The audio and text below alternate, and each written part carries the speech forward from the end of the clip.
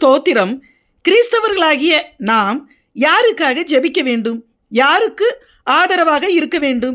தேவனால் தெரிந்து கொள்ளப்பட்ட ஜனங்களாகிய யூதர்களுக்கா, அல்லது இஸ்ரவேல் என்ற ஒரு தேசமே உலக வரைபடத்தில் இருக்கக்கூடாது, யூதன் என்கிற ஒரு இனமே பூமியில் இருக்கக்கூடாது என்று எதிர்த்து நிற்கிற காசா பாலஸ்தீனியர்களுக்காகவா என்பதை குறித்து இந்த பதிவில் பார்ப்போம். இந்த நாட்களில் கிறிஸ்தவர்களில் கூட சிலர் பாலஸ்தீனியர்களுக்கு ஆதரவாக, அதாவது பெண்கள் குழந்தைகள் கொல்லப்படுகிறார்கள், யூதர்கள் மிக கொடூரமானவர்கள் என்று சொல்கிறார்கள். முதலாவது ஒன்றை நாம் புரிந்து கொள்ள வேண்டும். தேவனை விட நாம் இரக்கமுள்ளவர்கள் அல்ல. வேத வசனங்களின்படி உண்மையிலேயே ரட்சிக்கப்பட்ட கிறிஸ்தவனாய் இருப்பவன் கண்டிப்பாக யூதர்களை நேசிக்க வேண்டும். தேவனுடைய அன்பு நம் இருதயத்தில் இருக்குமானால் இயற்கையிலேயே யூதர்கள் மேல் நமக்கு தானாகவே ஒரு அன்பு வரும். அது நம்மால் உண்டானது அல்ல. தேவனால் தெரிந்து கொள்ளப்பட்ட தம்முடைய ஜனங்களை நேசிக்கும்படி தேவனே அந்த விருப்பத்தை நமக்குள் வைத்திருக்கிறார். உலகத்தில் எந்த மனிதனும் நல்லவன் இல்லை. உலக மனிதர்கள் நியாயம் தீர்ப்பதைப் போல, உலக மனிதர்கள் மாம்ச கண்களால் பார்த்து முடிவு செய்வதைப் போல நாம் தீர்ப்பு செய்யக்கூடாது. வேதம் என்ன சொல்கிறதோ, தேவன் எப்படி பார்க்கிறாரோ அப்படித்தான் நாம் பார்க்க வேண்டும். இந்த உலகத்தின் கடைசி நாட்களில் நாம் வாழ்ந்து கொண்டிருக்கிறோம். இயேசுவின் வருகையின் நாட்களில் நாம் இருக்கிறோம். வேதத்தில் சொல்லப்பட்டிருக்கிற தீர்க்க தரிசனங்கள் எல்லாம் நமது நாட்களில் மொத்தமாக நிறைவேறி கொண்டிருக்கின்றன. நாம் தேவனை, நம்முடைய கர்த்தராகிய இயேசுவை மிகவும் அன்பானவராக மட்டுமே அநேக நேரங்களில் நினைக்கிறோம். உண்மைதான். அதே நேரத்தில் இயேசு மகா நியாயாதிபதி. அவர் பட்சிக்கிற அக்கினி. அதுவும் தமது ஜனங்களுக்கு விரோதமாக எழும்புகிறவர்களை சர்வநாசம் பண்ணி பழி வாங்குகிறவர்.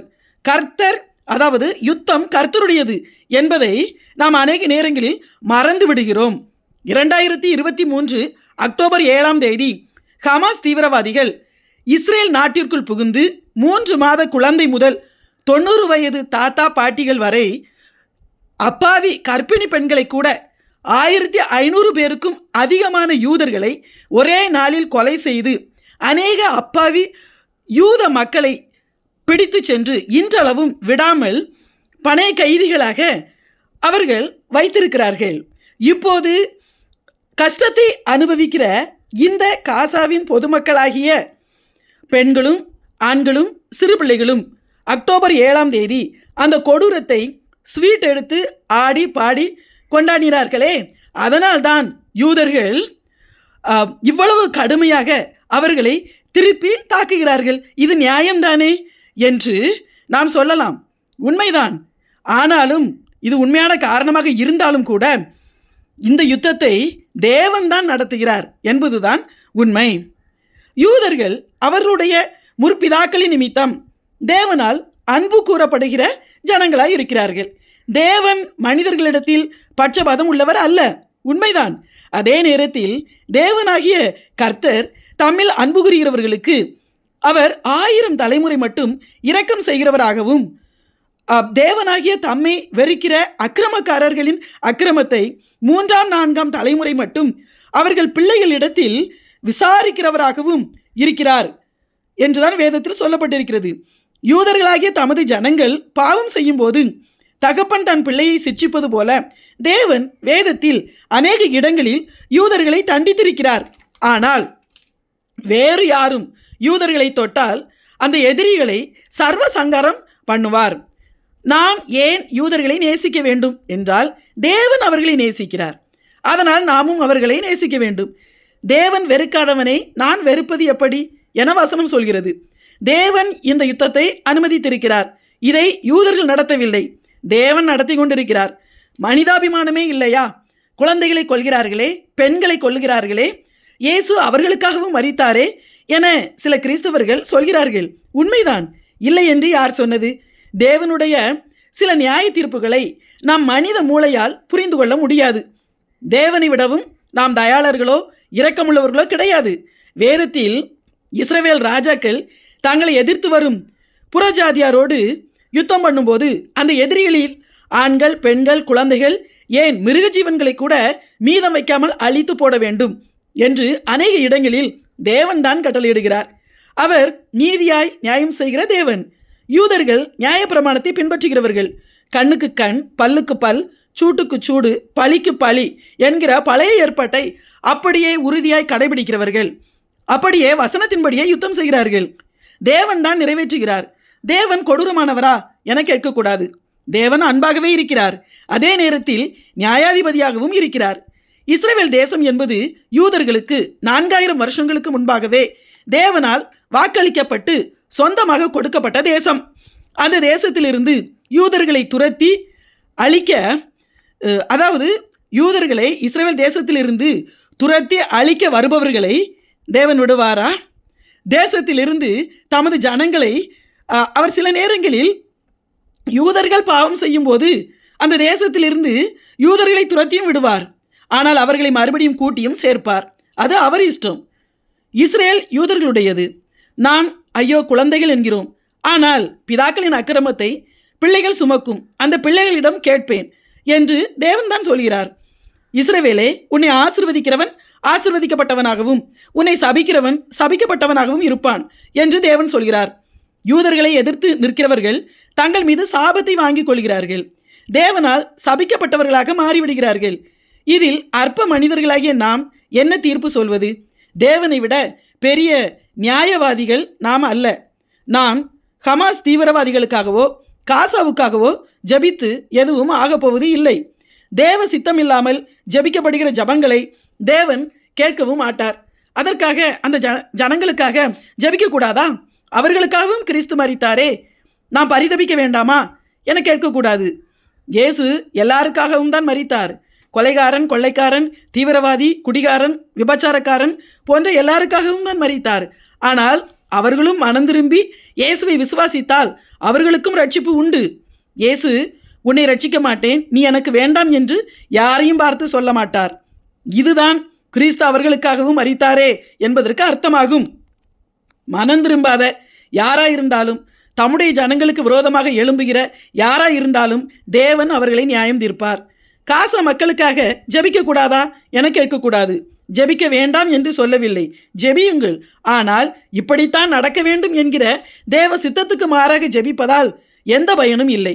ஆனால் கிறிஸ்தவர்களாகிய நம்மை ஜெருசலேமின் சமாதானத்துக்காக, அதாவது யூதர்களுக்காக கண்டிப்பாக ஜெபிக்க வேண்டும் என்று தேவன் கட்டளையிட்டிருக்கிறார். ஏன், எதற்கு என்று மனித அறிவில் சிந்திக்கக்கூடாது. தேவன் நீதி உள்ளவர், உண்மையுள்ளவர். அவர் மட்டுமே நல்லவர். அவரிடத்தில் அநீதி இல்லை. தேவன் யூதர்களை நேசிக்க சொல்கிறார். அதனால் நாம் யூதர்களை நேசிக்க வேண்டும். தேவன் யூதர்களுக்காக ஜெபிக்க சொல்கிறார். அதனால் நாம் யூதர்களுக்காக ஜெபிக்க வேண்டும்.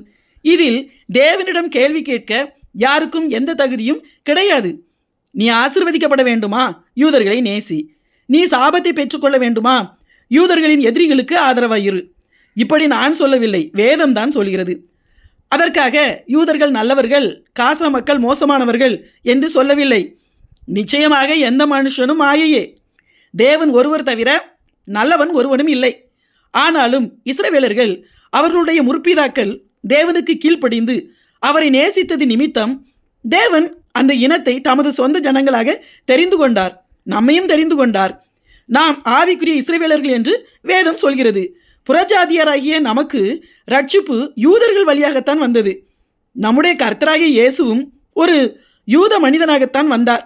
நமது பாவங்களுக்காக, நமது மீட்பிற்காக ஒரு யூதனுடைய இரத்தம் தான் சிந்தப்பட்டது என்பதை நாம் மறந்துவிடக்கூடாது.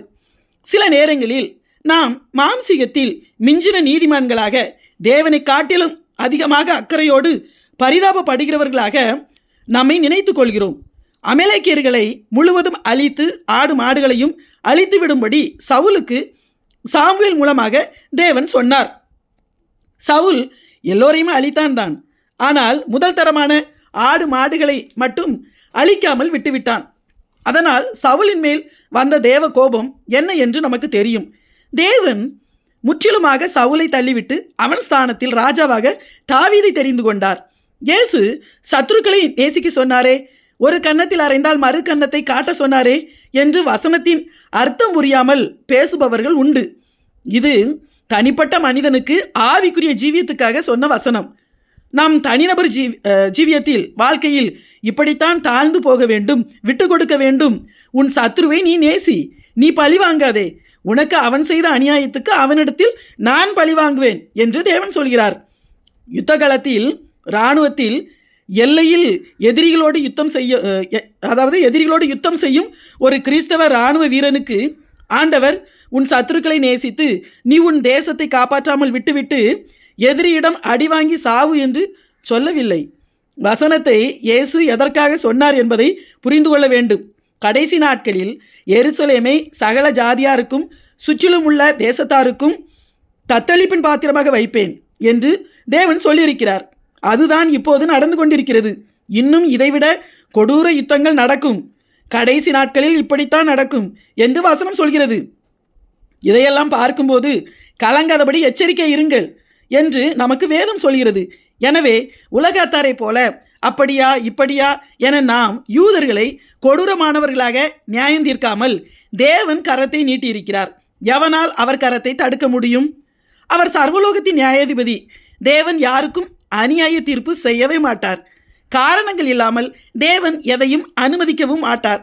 தேவ ஜனங்களுக்காக, இஸ்ரவேல் தேசத்துக்காக, எருசலேமின் சமாதானத்துக்காக ஜெபிப்பது நமது கடமையாகும்.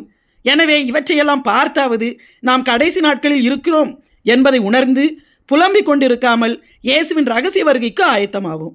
ஆமேன்.